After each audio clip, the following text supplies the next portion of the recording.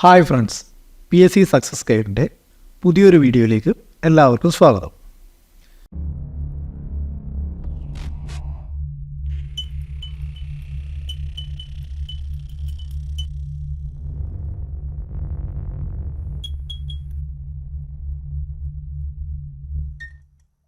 Civil excise ഓഫീസറുടെ special topic 8th വീഡിയോയിലേക്ക് എല്ലാവർക്കും ഒരിക്കൽ കൂടി സ്വാഗതം. NDPS act part 3.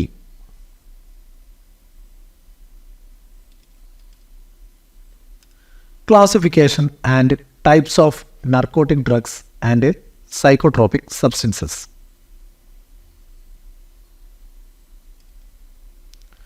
Narcotic drugs 1961 നർക്കോട്ടിക് ഡ്രഗ്സുകളെക്കുറിച്ചുള്ള UN കൺവെൻഷൻ പ്രകാരം ഡ്രഗ്സുകളെ തരംതിരിക്കുകയും നിയന്ത്രണത്തിലാക്കുകയും ചെയ്തിരിക്കുന്നു. ഡ്രഗ്സിൻ്റെ ഉൽപ്പാദനം, നിർമ്മാണം, കയറ്റുമതി, ഇറക്കുമതി, വിതരണം, വ്യാപാരം, ഉപയോഗം, കൈവശം വയ്ക്കൽ എന്നിവ വൈദ്യശാസ്ത്രപരമായും ശാസ്ത്രപരമായും പരിമിതപ്പെടുത്തി. ഈ കൺവെൻഷൻ പ്രകാരം നർക്കോട്ടിക് പദാർത്ഥങ്ങളെ 4 ഷെഡ്യൂളുകളായിട്ട് തരംതിരിച്ചിരിക്കുന്നു. അവ ഏതൊക്കെയാണെന്ന് നമുക്ക് നോക്കാം. ഷെഡ്യൂൾ 1 ഗുരുതര അപകട സാധ്യതയുള്ള ആസക്തി ഉളവാക്കുന്ന പദാർത്ഥങ്ങൾ. ഇതിലെ കൺട്രോൾ എന്ന് പറയുന്നത് വളരെ കർശനമായ നിയന്ത്രണത്തിലുള്ളവയാണ്. ഗുരുതര അപകട സാധ്യതയുള്ള ആസക്തി ഉളവാക്കുന്ന പദാർത്ഥങ്ങളാണ്. അതുകൊണ്ട് ഇത് വളരെ കർശനമായ നിയന്ത്രണത്തിലുള്ളവയാണ്. കഞ്ചാവും അതിൻ്റെ ഡെറിവേറ്റുകളും, കൊക്കൈൻ, ഹെറോയിൻ എന്നിവയാണ് ഈ കാറ്റഗറിയിൽ, അതായത് ഷെഡ്യൂൾഡ് 1 പെടുന്നത് കഞ്ചാവും അതിൻ്റെ ഡെറിവേറ്റുകളും, കൊക്കൈൻ, ഹെറോയിൻ എന്നിവയാണ്. ഇത് ഗുരുതര അപകട സാധ്യതയുള്ള ആസക്തി ഉളവാക്കുന്ന പദാർത്ഥങ്ങളാണ്. അതുകൊണ്ട് തന്നെ വളരെ കർശനമായ നിയന്ത്രണത്തിലാണ് ഇത് ഉള്ളത്. രണ്ടാമത്തെ ഷെഡ്യൂൾ 2 പറയുന്നത് സാധാരണയായി മെഡിക്കൽ ആവശ്യങ്ങൾക്കായി ഉപയോഗിക്കുന്ന പദാർത്ഥങ്ങളാണ്. കർശന നിയന്ത്രണം ആവശ്യമില്ലാത്ത മെഡിക്കൽ ആവശ്യങ്ങൾക്കായി സാധാരണ ഉപയോഗിക്കുന്നതാണ്. അതുകൊണ്ട് അത് കർശനമായ നിയന്ത്രണം ആവശ്യമില്ല. അതിന് ഉദാഹരണം വരുന്നത് കോഡീൻ, ഡൈഹൈഡ്രോ കോഡീൻ, പ്രൊപ്പീറം എന്നിവയാണ്. സാധാരണയായി മെഡിക്കൽ ആവശ്യങ്ങൾക്കായിട്ട് ഉപയോഗിക്കുന്നതാണ് ഷെഡ്യൂൾഡ് 2 വരുന്നത്. കർശന നിയന്ത്രണം ആവശ്യമില്ലാത്തവയാണ്. അതിന് ഉദാഹരണം കോഡീൻ, ഡൈഹൈഡ്രോ കോഡീൻ, പ്രൊപ്പീറം എന്നിവയാണ്. ഷെഡ്യൂൾഡ് 3 ദുരുപയോഗ സാധ്യതയില്ലാത്തവയാണ് ഷെഡ്യൂൾഡ് 3 വരുന്നത്. കൊക്കൈനും ഷെഡ്യൂൾഡ് 2 ലിസ്റ്റ് ചെയ്തിരിക്കുന്ന പദാർത്ഥങ്ങളുടെയും നിർമ്മാണമാണ് ഷെഡ്യൂൾ 3 പറയുന്നത്. കോഡീൻ, ഡൈഹൈഡ്രോ കോഡീൻ, പ്രൊപ്പീറം എന്നിവയുടെ നിർമ്മാണത്തെക്കുറിച്ചാണ് ഷെഡ്യൂൾ 3 പറയുന്നത്. അത് ദുരുപയോഗ സാധ്യതയില്ലാത്തതാണ്. കൊക്കൈൻ്റെയും ഷെഡ്യൂൾ 2 ലിസ്റ്റ് ചെയ്തിരിക്കുന്ന പദാർത്ഥങ്ങളുടെയും നിർമ്മാണത്തെക്കുറിച്ചാണ് പറയുന്നത്. ദുരുപയോഗ സാധ്യത ഇല്ലാത്തവയാണ്. ഷെഡ്യൂൾഡ് 3 പറയുന്നത് ദുരുപയോഗ സാധ്യത ഇല്ലാത്തവയെക്കുറിച്ചാണ്. ഷെഡ്യൂൾ 4 പറഞ്ഞിരിക്കുന്നത് ഷെഡ്യൂൾ 1 പറഞ്ഞിരിക്കുന്ന ചികിത്സാമൂല്യം കുറഞ്ഞ അപകടകരമായ പദാർത്ഥങ്ങളെക്കുറിച്ചാണ്. ഷെഡ്യൂൾ 1 പറഞ്ഞിരിക്കുന്ന ചികിത്സാമൂല്യം കുറഞ്ഞ അപകടകരമായ പദാർത്ഥങ്ങളെക്കുറിച്ചാണ് ഷെഡ്യൂൾ 4 പറയുന്നത്. വളരെ കർശനമായ നിയന്ത്രണം ആവശ്യമായ വൈദ്യശാസ്ത്രവും ശാസ്ത്രീയവുമായ ഗവേഷണത്തിനൊഴികെ പൂർണ്ണ നിരോധനം ആവശ്യമായവയാണ് ഈ പദാർത്ഥങ്ങൾ. വളരെ കർശനമായ നിയന്ത്രണം ആവശ്യമുള്ളതാണ് ഷെഡ്യൂൾ 4 പറയുന്നത്. വൈദ്യശാസ്ത്രപരവും ശാസ്ത്രീയവുമായ ഗവേഷണത്തിന്, അതായത് ഗവേഷണങ്ങൾക്ക് മാത്രമേ ഉപയോഗിക്കുകയോ മറ്റെല്ലാ കാര്യങ്ങൾക്കും പൂർണ്ണമായ നിയന്ത്രണം ആവശ്യമായതാണ് ഷെഡ്യൂൾ 4 പറഞ്ഞിരിക്കുന്നത്. അപകടകരമായ പദാർത്ഥങ്ങളാണ്. ഉദാഹരണം കഞ്ചാവ് റെസിൻ, ഹെറോയിൻ എന്നിവയാണ്. കഞ്ചാവ് റെസിൻ, ഹെറോയിൻ എന്നിവയാണ് ഷെഡ്യൂൾ 4 പറഞ്ഞിരിക്കുന്നത്. ഇത് വളരെ കർശനമായ നിയന്ത്രണം ആവശ്യമായ ഇതാണ്. വൈദ്യശാസ്ത്രവും ശാസ്ത്രീയപരവുമായ ഗവേഷണത്തിനൊഴികെ മറ്റെല്ലാ കാര്യങ്ങൾക്കും പൂർണ്ണ നിരോധനം ആവശ്യമായവയാണ് ഷെഡ്യൂൾ 4 പറഞ്ഞിരിക്കുന്ന കഞ്ചാവ് റെസിൻ, ഹെറോയിൻ എന്നിവ. അടുത്തത് സൈക്കോട്രോപിക് പദാർത്ഥങ്ങൾ. 1971 UN സൈക്കോട്രോപിക് പദാർത്ഥങ്ങളുടെ കൺവെൻഷൻ ഇത്തരം പദാർത്ഥങ്ങളുടെ ഉപയോഗം വൈദ്യശാസ്ത്രപരവും ശാസ്ത്രീയവുമായ ആവശ്യങ്ങൾക്ക് മാത്രമായിട്ട് പരിമിതപ്പെടുത്തി. 1971 UN സൈക്കോട്രോപിക് പദാർത്ഥങ്ങളുടെ കൺവെൻഷൻ ഇത്തരം പദാർത്ഥങ്ങളുടെ ഉപയോഗം വൈദ്യശാസ്ത്രപരവും ശാസ്ത്രീയവുമായ ആവശ്യങ്ങൾക്ക് മാത്രമായിട്ട് പരിമിതപ്പെടുത്തി. ചില സൈക്കോട്രോപിക് പദാർത്ഥങ്ങൾ ചികിത്സാ മൂല്യമുണ്ടെങ്കിലും അവയുടെ ദുരുപയോഗം കാരണം അപകട സാധ്യത കൂടുതലാണ്. ചില സൈക്കോട്രോപിക് പദാർത്ഥങ്ങൾക്ക് ചികിത്സാ മൂല്യമുള്ളതാണ്. പക്ഷേ എന്ത് ചെയ്യാന്ന് വെച്ചാൽ അത് ദുരുപയോഗം കാരണം ദുരുപയോഗ സാധ്യത വളരെ കൂടുതലാണ്. അതുകൊണ്ട് അത് നിയന്ത്രിച്ചിട്ടാണുള്ളത്. ഈ കൺവെൻഷൻ പ്രകാരം സൈക്കോട്രോപിക് പദാർത്ഥങ്ങളെ 4 ഷെഡ്യൂളുകളായിട്ട് തരംതിരിച്ചിട്ടുണ്ട്. 1971 UN സൈക്കോട്രോപിക് പദാർത്ഥങ്ങളുടെ കൺവെൻഷൻ പ്രകാരം അതിനെ 4 ഷെഡ്യൂളുകളായിട്ട് തരംതിരിച്ചിരിക്കുന്നവ ഏതൊക്കെയാണെന്ന് നമുക്ക് നോക്കാം. ഷെഡ്യൂൾ 1 ദുരുപയോഗ സാധ്യത കൂടിയതും ചികിത്സാ മൂല്യമില്ലാത്തതുമായ അപകടകാരികളായ പദാർത്ഥങ്ങൾ. ദുരുപയോഗ സാധ്യത കൂടിയതും ചികിത്സാ മൂല്യമില്ലാത്തതുമായ അപകടകാരികളായ പദാർത്ഥങ്ങൾ. ദുരുപയോഗ സാധ്യത കൂടുതലാണ്, എന്നാൽ ചികിത്സാ മൂല്യമൊന്നുമില്ല, വളരെ അപകടകാരികളാണ്. മെഡിക്കൽ ശാസ്ത്രീയ ആവശ്യങ്ങൾക്കല്ലാതെ കർശന നിരോധനം ആവശ്യമാണ്. ഇതിന് മെഡിക്കൽ ശാസ്ത്രീയ ആവശ്യങ്ങൾക്കല്ലാതെ മറ്റെല്ലാ ആവശ്യങ്ങൾക്കും കർശനമായ നിരോധനം ആവശ്യമുള്ളവയാണ്. ഉദാഹരണം LSD, എക്സ്റ്റസി, മെസ്കലിൻ, സൈലോസൈബിൻ, ടെട്രാഹൈഡ്രോ കനാബിനോൾ. ഏതൊക്കെയാണ്? LSD, എക്സ്റ്റസി, മെസ്കലിൻ, സൈലോസൈബിൻ, ടെട്രാഹൈഡ്രോ കനാബിനോൾ എന്നിവയാണ് ഷെഡ്യൂൾ 1 വരുന്നത്. ഷെഡ്യൂൾ 2 ചികിത്സാ മൂല്യമുള്ള പൊതുജനാരോഗ്യത്തിന് ഗുരുതരമായ ഭീഷണി ഉയർത്തുന്ന ദുരുപയോഗ സാധ്യതയുള്ള വസ്തുക്കളാണ്. ഷെഡ്യൂൾ 2 പറയുന്നത് കുറഞ്ഞ ചികിത്സാ മൂല്യമുള്ള പൊതുജനാരോഗ്യത്തിന് ഗുരുതരമായ ഭീഷണി ഉയർത്തുന്ന ദുരുപയോഗ സാധ്യതയുള്ള വസ്തുക്കളാണ് ഷെഡ്യൂൾ 2 പറയുന്നത്. കർശന നിയന്ത്രണം ആവശ്യമില്ലാത്തവ ആംഫെറ്റരാമൈനുകളും അതുപോലുള്ള ഉത്തേജകങ്ങളാണ്. ആംഫെറ്റാമെറൈനുകളും അതുപോലുള്ള ഉത്തേജകങ്ങളാണ് ഷെഡ്യൂൾ 2 പറയുന്നത്. ഷെഡ്യൂൾ 3 പറയുന്നത് ചികിത്സാ മൂല്യം കൂടിയതും പൊതുജനാരോഗ്യത്തിന് ഗുരുതരമായ ഭീഷണി ഉയർത്തുന്നതുമായ ദുരുപയോഗ സാധ്യതയുള്ള വസ്തുക്കളാണ് ഷെഡ്യൂൾ 3 പറയുന്നത്. ഇവ മെഡിക്കൽ ആവശ്യങ്ങൾക്ക് മാത്രം ലഭ്യമാണ്. ഉദാഹരണങ്ങൾ ബാർബിറ്റ്യൂറ്ററുകൾ, ബാർബിറ്റൽ, ബുപ്രനോർഫിൻ എന്നിവയാണ് ഈ ഷെഡ്യൂൾ 3 പറയുന്നത്. ഷെഡ്യൂൾ 4 ഉയർന്ന ചികിത്സാ മൂല്യമുള്ള പൊതുജനാരോഗ്യത്തിന് ചെറിയ ഭീഷണി ഉയർത്തുന്ന ദുരുപയോഗ സാധ്യതയുള്ള വസ്തുക്കൾ. ഷെഡ്യൂൾ 4 പറയുന്നത് ഉയർന്ന ചികിത്സാ മൂല്യമുള്ള പൊതുജനാരോഗ്യത്തിന് ചെറിയ ഭീഷണി ഉയർത്തുന്ന ദുരുപയോഗ സാധ്യതയുള്ള വസ്തുക്കളാണ്. ഇവ മെഡിക്കൽ ആവശ്യങ്ങൾക്ക് ലഭ്യമാണ്. ഷെഡ്യൂൾ 4 മെഡിക്കൽ ആവശ്യങ്ങൾക്ക് ലഭ്യമാണ്. ട്രാൻക്വിലൈസറുകൾ, വേദന സംഹാരികൾ, മയക്കുമരുന്ന്, അലോബാർബിറ്റൽ, ഡയസ്ലാം, ലറാസ്പാം, ഫിനോബാർബിറ്റൽ, ടെമാസ്പാം എന്നിവയാണ് ഈ കാറ്റഗറിയിൽ വരുന്നത്. അടുത്തത് ഒരു സെക്ഷനാണ്, സെക്ഷൻ 20. കഞ്ചാവ് എന്നിവയുമായി ബന്ധപ്പെട്ട നിയമലംഘനത്തിനുള്ള ശിക്ഷയെക്കുറിച്ചാണ് സെക്ഷൻ 20 പറയുന്നത്. കഞ്ചാവ് എന്നിവയുമായി ബന്ധപ്പെട്ട നിയമലംഘനത്തിലുള്ള ശിക്ഷയെക്കുറിച്ച് പറയുന്ന സെക്ഷൻ 20. ഈ നിയമത്തിന് താഴെയുള്ള ഏതെങ്കിലും വ്യവസ്ഥയോ നിയമമോ ഉത്തരവോ അല്ലെങ്കിൽ ലൈസൻസിൻ്റെ വ്യവസ്ഥയോ ലംഘിച്ച് ഏതെങ്കിലും കഞ്ചാവ് ചെടി വളർത്തുന്നയാൾക്കുള്ള ശിക്ഷ. അതായത് ഈ നിയമത്തിൽ പറയുന്ന ഏതെങ്കിലും വ്യവസ്ഥയോ നിയമമോ ഉത്തരവോ അല്ലെങ്കിൽ ലൈസൻസിൻ്റെ വ്യവസ്ഥയോ ലംഘിച്ചിട്ട് നിങ്ങൾ കഞ്ചാവ് കൃഷി ഒരാൾ വളർത്തുകയാണെങ്കിൽ, കഞ്ചാവ് ചെടി ഒരാൾ വളർത്തുകയാണെങ്കിൽ 10 വർഷം വരെ കഠിന തടവും 1 ലക്ഷം രൂപ വരെ പിഴയും. ആർട്ടിക്കിൾ സെക്ഷൻ 20 ലംഘിച്ചുകൊണ്ട് ഏതെങ്കിലും ഒരാൾ കഞ്ചാവ് ചെടി വളർത്തുകയാണെങ്കിൽ അയാൾക്ക് 10 വർഷം തടവും 1 ലക്ഷം രൂപ വരെ പിഴയും ലഭിക്കും. കഞ്ചാവിൻ്റെ ഉൽപ്പാദനം, നിർമ്മാണം, വിൽപ്പന, കൈവശം വയ്ക്കൽ, വാങ്ങൽ, ഗതാഗതം, കടത്തൽ, ഇറക്കുമതി, കയറ്റുമതി, ഉപയോഗം എന്നിവയ്ക്കുള്ള ശിക്ഷയും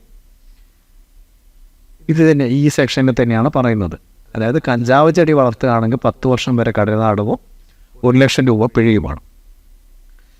ഇനി പറയുന്നത് കഞ്ചാവിൻ്റെ ഉൽപ്പാദനം, നിർമ്മാണം, വിൽപ്പന, കൈവശം വയ്ക്കൽ, വാങ്ങൽ, ഗതാഗതം, കടത്തൽ, ഇറക്കുമതി, കയറ്റുമതി, ഉപയോഗം എന്നിവയ്ക്കുള്ള ശിക്ഷയാണ്. ചെറിയ അളവിനുള്ള ശിക്ഷ 1 വർഷം വരെ കഠിന തടവോ 10,000 രൂപ വരെ പിഴയോ അല്ലെങ്കിൽ ഇവ രണ്ടുമാണ്. അപ്പോൾ കഞ്ചാവിൻ്റെ ചെറിയ അളവ് എന്ന് പറയുന്നത് 1 കിലോ ആണ്. വാണിജ്യ അളവ് എന്ന് പറയുന്നത് 20 കിലോ ആണ്. അപ്പോൾ കഞ്ചാവിൻ്റെ ചെറിയ അളവ് ഉള്ള ശിക്ഷ എന്ന് പറയുന്നത് 1 വർഷം വരെ കഠിന തടവോ 10,000 രൂപ വരെ പിഴയോ അല്ലെങ്കിൽ ഇവ രണ്ടുമാണ്. ചെറിയ അളവിനേക്കാൾ കൂടുതലും എന്നാൽ വാണിജ്യ അളവിനേക്കാൾ കുറഞ്ഞ അളവിലുമാണെങ്കിൽ 10 വർഷം വരെ തടവും 1 ലക്ഷം രൂപ പിഴയുമാണ്. ചെറിയ അളവ്, അതായത് ചെറിയ അളവ് എന്ന് പറയുന്നത് സ്മോൾ ക്വാണ്ടിറ്റി ആയിട്ട് പറയുന്നത് 1 കിലോ ആണ്. അങ്ങനെയാണെങ്കിൽ 1 വർഷം വരെ കഠിന തടവോ 10,000 രൂപ വരെ പിഴയോ അല്ലെങ്കിൽ ഇവ രണ്ടുമാണ്.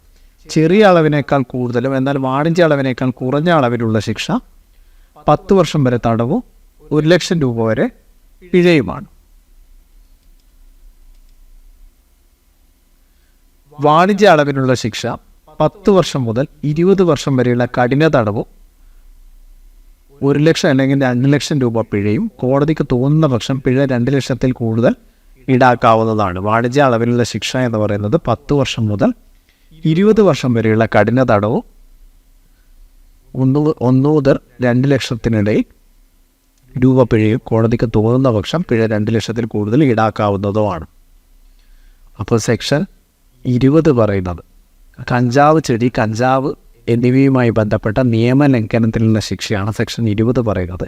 ഈ നിയമത്തിന് താഴെയുള്ള ഏതെങ്കിലും വ്യവസ്ഥയോ നിയമമോ ഉത്തരവോ അല്ലെങ്കിൽ ലൈസൻസിൻ്റെ വ്യവസ്ഥയോ ലംഘിച്ച് കഞ്ചാവ് ചെടി വളർത്തുകയാണെങ്കിൽ 10 വർഷം വരെ കഠിന തടവും 1,00,000 രൂപ വരെ പിഴ ലഭിക്കും.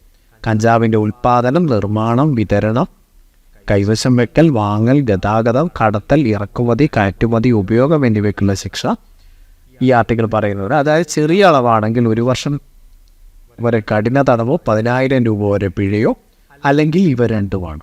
ചെറിയ അളവിനേക്കാൾ കൂടുതലും എന്നാൽ വാണിജ്യ അളവിനേക്കാൾ കുറഞ്ഞ അളവിലുള്ളതാണെങ്കിൽ 10 വർഷം വരെ തടവോ 1,00,000 രൂപ പിഴയുമാണ്. വാണിജ്യ അളവിനാണെങ്കിൽ 10 മുതൽ 20 വർഷം വരെ തടവും 1 മുതൽ 2,00,000 വരെ പിഴയും അല്ലെങ്കിൽ കോടതിക്ക് തോന്നുന്ന പക്ഷം അതിൽ കൂടുതൽ പിഴ ഈടാക്കാവുന്നതാണ്. അടുത്തത് സെക്ഷൻ 21 ആണ്.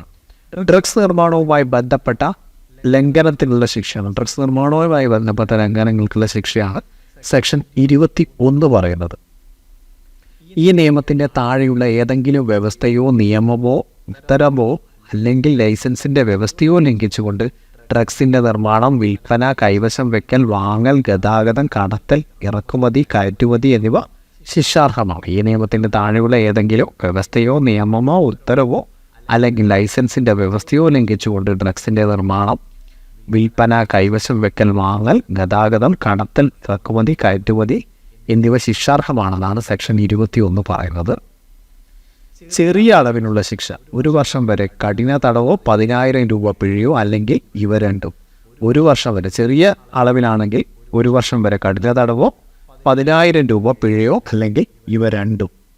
ചെറിയ അളവിനേക്കാൾ കൂടുതലും എന്നാൽ വാണിജ്യ അളവിനേക്കാൾ കുറഞ്ഞ അളവിലുമാണെങ്കിൽ 10 വർഷം വരെ കഠിന തടവും 1,00,000 വരെ നീളുന്ന പിഴയും. വാണിജ്യ അളവിനുള്ള ശിക്ഷയാണ് 10 മുതൽ 20 വർഷം വരെ കഠിന തടവും 1 മുതൽ 2,00,000 രൂപ വരെ പിഴയുമാണ് സെക്ഷൻ 21 പറയുന്നത്. സെക്ഷൻ 21 ഡ്രഗ്സ് നിർമ്മാണവുമായി ബന്ധപ്പെട്ട ലംഘനങ്ങൾക്കുള്ള ശിക്ഷയാണ്.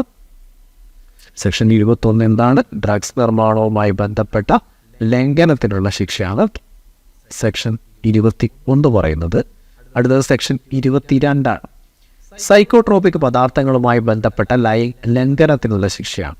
സൈക്കോട്രോപിക് പദാർത്ഥങ്ങളുമായി ബന്ധപ്പെട്ട ലംഘനത്തിനുള്ള ശിക്ഷയാണ് സെക്ഷൻ 22 പറയുന്നത്. ഈ നിയമത്തിൻ്റെ താഴെയുള്ള ഏതെങ്കിലും വ്യവസ്ഥയോ നിയമമോ ഉത്തരവോ അല്ലെങ്കിൽ ലൈസൻസിൻ്റെ വ്യവസ്ഥയോ ലംഘിച്ചുകൊണ്ട് സൈക്കോട്രോപിക് പദാർത്ഥങ്ങളുടെ നിർമ്മാണം, വിൽപ്പന, കൈവശം വെക്കൽ, വാങ്ങൽ, ഗതാഗതം, കടത്തൽ, ഇറക്കുമതി, കയറ്റുമതി എന്നിവ ശിക്ഷാർഹമാണ്. സൈക്കോട്രോപിക് പദാർത്ഥങ്ങളുമായി ബന്ധപ്പെട്ട ലംഘനത്തിനുള്ള ശിക്ഷയാണ് സെക്ഷൻ 22 പറയുന്നത്. ഈ നിയമത്തിൻ്റെ താഴെയുള്ള ഏതെങ്കിലും വ്യവസ്ഥയോ നിയമമോ ഉത്തരവോ അല്ലെങ്കിൽ ലൈസൻസിൻ്റെ വ്യവസ്ഥ ലംഘിച്ചുകൊണ്ട് സൈക്കോട്രോപിക് പദാർത്ഥങ്ങളുടെ നിർമ്മാണം, വിൽപ്പന, കൈവശം വെക്കൽ, വാങ്ങൽ, ഗതാഗതം, കടത്തൽ, ഇറക്കുമതി, കയറ്റുമതി എന്നിവ ശിക്ഷാർഹമാണ്. ചെറിയ അളവിലുള്ള ശിക്ഷ 1 വർഷം വരെ കഠിന തടവോ 10,000 രൂപ പിഴയോ അല്ലെങ്കിൽ ഇവ രണ്ട്. 1 വർഷം വരെ കഠിന തടവാണ് അല്ലെങ്കിൽ 10,000 രൂപ പിഴയാണ് ചെറിയ അളവിലുള്ള ശിക്ഷ. ചെറിയ അളവിനേക്കാൾ കൂടുതലും എന്നാൽ വാണിജ്യ അളവിനേക്കാൾ കുറഞ്ഞ അളവിലുള്ളതിനാണെങ്കിൽ 10 വർഷം വരെ കഠിന തടവും 1,00,000 രൂപ പിഴയും. വാണിജ്യ അളവിലുള്ള ശിക്ഷ 10 മുതൽ 20 വർഷം വരെയുള്ള കഠിന തടവും 1 മുതൽ 2,00,000 രൂപ വരെയുള്ള പിഴയുമാണ്. സെക്ഷൻ 22 സൈക്കോട്രോപിക് പദാർത്ഥങ്ങളുമായി ബന്ധപ്പെട്ട ലംഘനത്തിനുള്ള ശിക്ഷയാണ് സെക്ഷൻ 22 പറയുന്നത്. സെക്ഷൻ 50 ഒരു വ്യക്തിയെ പരിശോധിക്കുന്നതിനുള്ള വ്യവസ്ഥകൾ. ഒരു വ്യക്തിയെ പരിശോധിക്കേണ്ട സാഹചര്യം വന്നാൽ അതിന് അധികാരപ്പെട്ട ഉദ്യോഗസ്ഥൻ കാലതാമസം കൂടാതെ അടുത്തുള്ള ഗസറ്റഡ് ഓഫീസറെയോ മജിസ്ട്രേറ്റിനെയോ സമീപിച്ച് അവരുടെ സാന്നിധ്യത്തിൽ വേണം പരിശോധന നടത്താൻ. സെക്ഷൻ 50 പറയുന്നത് ഒരു വ്യക്തിയെ പരിശോധിക്കാനുള്ള വ്യവസ്ഥകളാണ്. ഒരു വ്യക്തിയെ പരിശോധിക്കേണ്ട സാഹചര്യം വന്നാൽ അതിന് അധികാരപ്പെട്ട ഉദ്യോഗസ്ഥൻ കാലതാമസം കൂടാതെ അടുത്തുള്ള ഗസറ്റഡ് ഓഫീസറെയോ മജിസ്ട്രേറ്റിനെയോ സമീപിച്ച് അവരുടെ സാന്നിധ്യത്തിൽ വേണം പരിശോധന നടത്താൻ. ഗസറ്റഡ് ഓഫീസർ മജിസ്ട്രേറ്റിൻ്റെ മുന്നിൽ ഹാജരാക്കിയ വ്യക്തിയെ പരിശോധിക്കാൻ ന്യായമായ കാരണങ്ങളില്ലാത്ത പക്ഷം ആ വ്യക്തിയെ എത്രയും പെട്ടെന്ന് വിട്ടയക്കണം, അല്ലാത്ത പക്ഷം പരിശോധന ആരംഭിക്കണം. അതായത് ഒരു വ്യക്തിയെ ഗസറ്റഡ് ഓഫീസർ അല്ലെങ്കിൽ മജിസ്ട്രേറ്റിൻ്റെ മുമ്പിൽ ഹാജരാക്കി കഴിഞ്ഞാൽ പരിശോധിക്കാൻ ന്യായമായ കാരണങ്ങളില്ലാത്ത പക്ഷം ആ വ്യക്തി എത്രയും പെട്ടെന്ന് തന്നെ വിട്ടയക്കണം എന്നാണ് പറയുന്നത്. അഥവാ അയാളെ പരിശോധിക്കാനുള്ള കാരണങ്ങളുണ്ടെങ്കിൽ ഉടനെ തന്നെ പരിശോധന ആരംഭിക്കണം. സ്ത്രീകൾ മാത്രമേ പരിശോധിക്കാൻ പാടുള്ളൂ. സ്ത്രീകൾ മാത്രമേ പരിശോധിക്കാൻ പാടുള്ളൂ. ഗസറ്റഡ് ഓഫീസർ അല്ലെങ്കിൽ മജിസ്ട്രേറ്റിൻ്റെ അഭാവത്തിൽ ഗസറ്റഡ് അന്വേഷണ ഉദ്യോഗസ്ഥന് തന്നെ പരിശോധനയ്ക്ക് നടത്താനാകും. അഭാവം അതായത് ഗസറ്റഡ് ഓഫീസറോ അല്ലെങ്കിൽ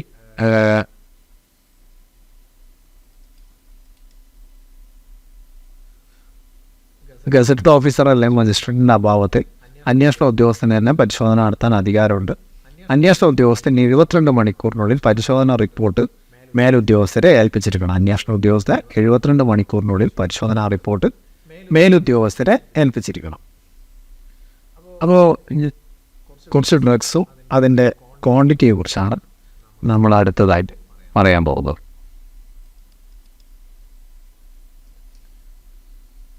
അപ്പോൾ ഏതൊക്കെയാണ് ഡ്രഗ്സ് നമുക്ക് നോക്കാം.